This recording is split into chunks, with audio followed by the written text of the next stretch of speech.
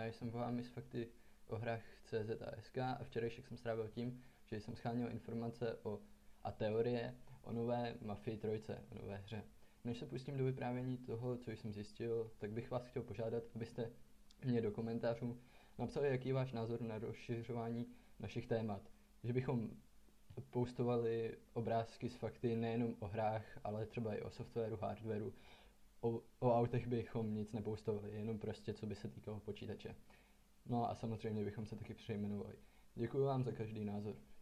Pokud se nechcete vyjadřovat slovně, tak dejte aspoň like ke komentářům, s kterými souhlasíte. No a to už by stačilo o nás a pojďme se podívat na Mafii 3. Pracuje na ní studio Hangar 13, kam přišlo hodně členů 2K a toto studio se také na hře podílí.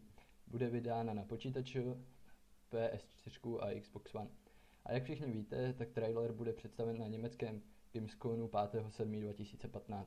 Již však byl vydán první screenshot, tak se pojďme podívat na co z něj lze usuzovat. Krom toho, že tam jsou 4 stojící postavy, 1 klečící a někdo v autě. A ještě, že tam jsou teda 3 aligátoři v mokřadu, který se jistě na tu klečící oběť těší. Tak předně, že se bude hra odehrávat v 60. či 70. letech a tomu napovídají 3 fakty. Celkový vzhled plakátu, dobře, tak to není moc fakt, ale fakt mi to přijde jako z té doby.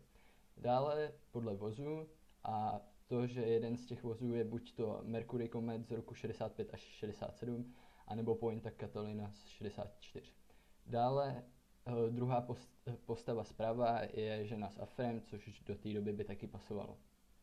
Když se ještě důkladněji podíváme na postavy, tak ta nalevo vypadá jako, že má na sobě vestu a díky ní jsou spekulace, že je to Joe. A vedle něj je Vito, dále Francesca a klečící je Erik.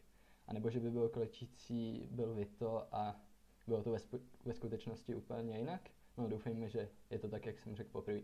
A nejpravděpodobnější spekulace, kde se hra bude odehrávat, první možnost je v Louisianě. Podporují to ti aligátoři v močálech, v mokřadech a kolem Louisiany jich pár bylo. Dále v 70. letech tam byla kokainová válka, což je skvělý téma pro mafii. A taky se říká, že tamnější mafie stála za vraždou Kennedyho, která se odehrála také v 60. letech. Dále je tam taky malá zapadlá osada s názvem Bohemia, což značí Čechy, zemi, z které hra původně je. Takže to by bylo pro nás takový jako zadosti učinění. Druhá možnost je v Miami, kde byly také mokřady a v té době bylo Miami vstupní branou pro kokain a marihuanu na území USA. A to díky válce ve Vietnamu, která probíhala mezi lety 1955 a 1975. No, tak to je ode mě vše. Doufám, že jsem vám to trochu ujasnil, trochu vysvětlil. A nezapomeňte dávat like, psát vaše názory, komentovat a dát odběr.